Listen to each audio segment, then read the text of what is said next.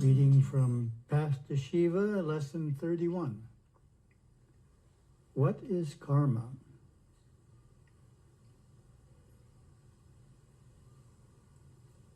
God, Shiva, creates the cosmos and he resides within it. His many special laws or systems are at work within our complex universe. The law that causes an object to fall to the earth we call gravity. The law that governs the reaction of thoughts, words, and deeds we call karma. It is an automatic system of divine justice. By this law, what we sow, we will reap. Actions and the fruit of action are both called karma. There are three kinds of karma. The karma of all deeds done in our past lives. The karmas we bring into this birth to experience. And the karmas we are making by our actions now. Good, helpful thoughts, words, and deeds bring good karma to us in the future. Hurtful actions bring back to us painful karma. Doing bad is like planting poison ivy. Doing good is like planting delicious mangoes. Understanding the law of karma gives us the power to act wisely and create a positive future. Gurudeva said, "You are the writer of your own destiny, the master of your ship through life." He meant that karma is not fate. It can be overcome.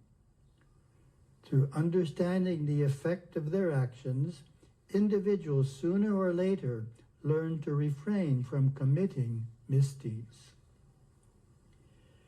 This is what we mean by saying, karma is our teacher. It teaches us to refine our behavior. Even difficult karmas help us grow by teaching us the painful results of unwise action. No matter how well we understand karma, facing it bravely is still a challenge. Our ego gets in the way. Our emotions are stirred and we react without thinking. Such weakness can be overcome by perfecting our character according to the yamas and niyamas. The effects of karma can be softened in several ways. By accepting and not reacting. By doing penance. By performing good deeds that balance the not so good we have done, and by seeking the grace of God and Guru. Karma applies not only to individuals, but to groups, communities, and nations.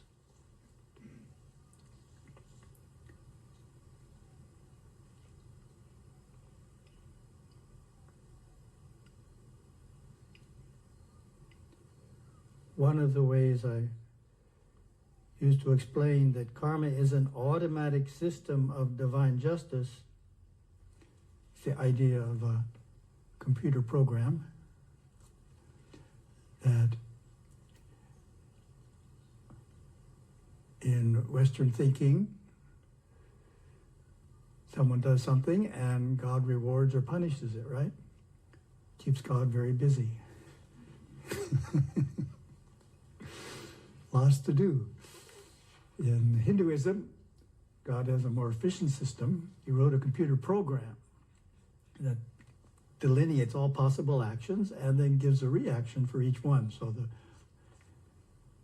much simpler. Then he can just let it run on automatic. So it's automatic.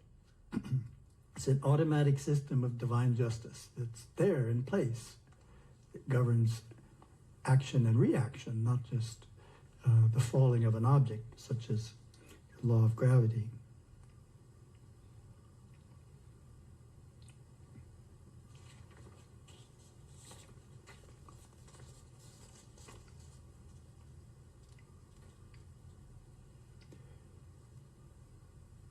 the text uses the word fate. It says, karma is not fate.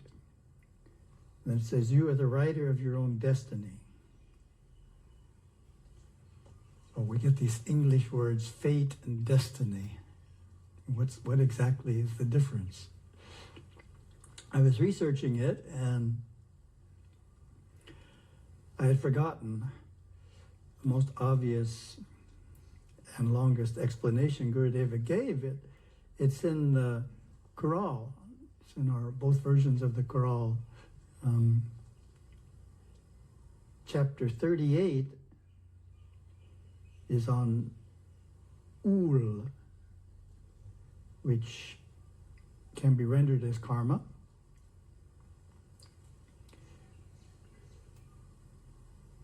In our translation, it's rendered as destiny because we're using English words in the translation. So we rendered it as destiny, and all the verses talk about when the word ul is used, it uses the English word destiny. Gurudeva comments on that. Ah, destiny. Something that applies to both paths. So the Chorale, as you know, the first part is an introduction, 4 verses. Then we get the family path. Then we get the renunciate path. And then we get one chapter, a separate section, one chapter on destiny. Something that applies to both paths, that of the families and that of the renunciates. Call it karma, but never fate. Some have translated the Tamil word ul as fate, equating fate with karma. However, fate implies an unavoidable doom, and that is not a description of karma. Webster's dictionary says, fate refers to the inevitability of a course of events as supposedly predetermined by a god or other agency beyond human control. Destiny refers to an inevitable succession of events as determined supernaturally or by necessity, but often implies a favorable outcome, unquote. I prefer the word destiny, says Gurudeva, from the Latin meaning determination, fixed standing. If either must be used, meaning fate or destiny, as destiny implies less inevitability and flows better with the reality that each soul creates its own future by its own actions. It's a nice description there of the difference. Oh, my comment is, as you can see from the first paragraph of Gurudeva's commentary below, the concept of fate is that the source of what is going to happen to you is external to you. So that's a crucial component of the word fate. You didn't create it. Somebody else did. Somebody very powerful. Whereas the concept of destiny is more general and a better word to use than fate. Another way of using English words is to say self-created destiny. So that's a nice way of explaining it. It's a destiny, but who made this destiny? You did. It's self-created. You made it by what you did in your past lives.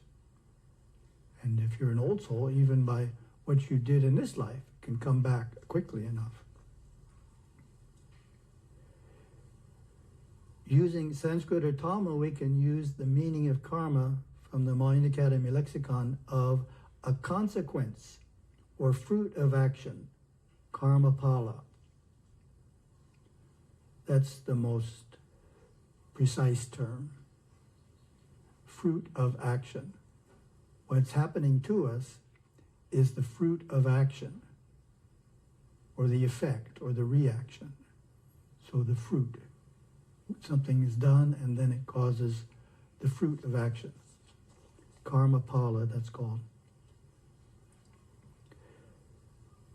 It's interesting, Tamil lexicon, in defining ul, says karma, then it says fruit of karma. Fruit of deeds committed in a former birth or births. That's the formal definition of ul. So fruit of karma or fruit of deeds. Very nice way of looking at that.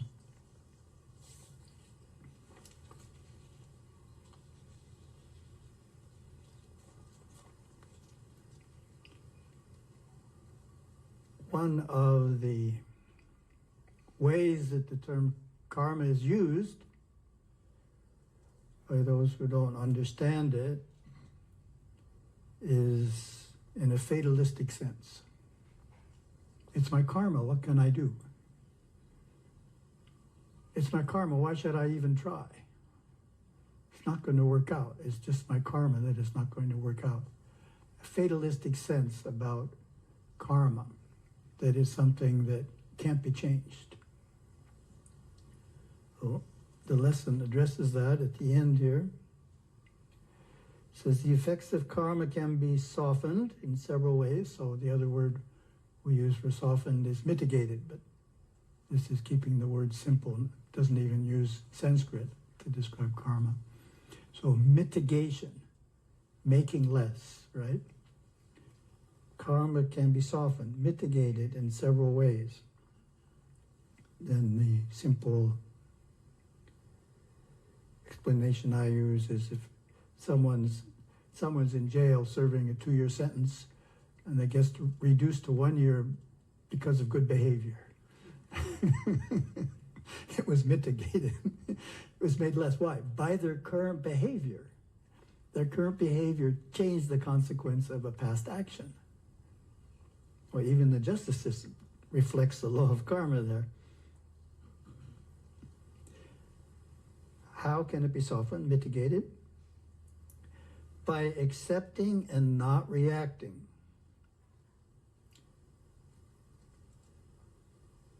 Accepting, of course, means when we ask the question, who created this? We give the answer, I did. If we give the answer, someone else did, we're not accepting. Accepting it is our creation. That's the way I would interpret accepting. It's our creation. And not reacting. Reacting can also just mean retaliating. He treated me this way, therefore I'm going to treat him back. Or he mistreated me, so I'm going to not talk to him for 2 months. We're retaliating. So we created it, but we're retaliating against someone else. So that's obviously creating a new karma. If we do something back, even just with our thoughts, we're creating a new karma. The karma comes, it's gone, then we retaliate, and we created a new one. So we're not making progress. We created a more refined karma, but we still created one. There's a verse in the Quran on that idea which says, there's an interesting way you can punish someone who mistreats you. You can be kind to them and embarrass them by their own behavior. In other words, they're punished because they realize their behavior was so crude. So you're making them realize how crude their behavior was, and that's the form of retaliation. And that doesn't create a karma. By performing good deeds that balance the not so good we have done, that one's obvious. Karma yoga, that's one of the rationales between karma yoga for seva, is that it's softening our karmas. Not getting rid of them. This is all softening or mitigating. Karma yoga softens them, or they come in a less negative form. That's what happens. Seeking the grace of God and Guru. So grace can do the same thing. Just happens in a much less negative way. Then there's one point that's not made in this lesson. It's a little advanced, so it was left out. Mitigation is good, right? We make something negative less negative. But what if we can get rid of it? Doesn't that sound better? Well, that's harder to do. That's why it's left out. It's not something 16-year-olds will necessarily be successful at. Gurudeva explains it in the Master Course Trilogy. I don't recall where it is, but he's talking about the seeds. He says the seed, karma is a seed, and it can be fried by the grace of the deity. So that's just like the sprouts. If you take seeds and you fry them and then try and sprout them, they won't sprout. So because heat has been applied to the seed, it no longer will sprout or produce a karma pala. So the heat is intense grace of the deity. Well, how do you receive intense grace of the deity? Well, the easiest way to receive intense grace of the deity is a pilgrimage to the major temples in India. You go on a 2-week, 4-week pilgrimage in the right spirit, because temple pilgrimage is like temple worship. It's not automatic, just because you're standing there and in the temple, these wonderful things happen. No, it's in the mind. We have to have our mind in the right place. The mind has to be unusually focused on the deity and open to blessings, and then we have to be there at a time when the temple is producing blessings. So the blessings received from the deity in a powerful pilgrimage can actually eliminate the karma. So that's good. It can eliminate the karma.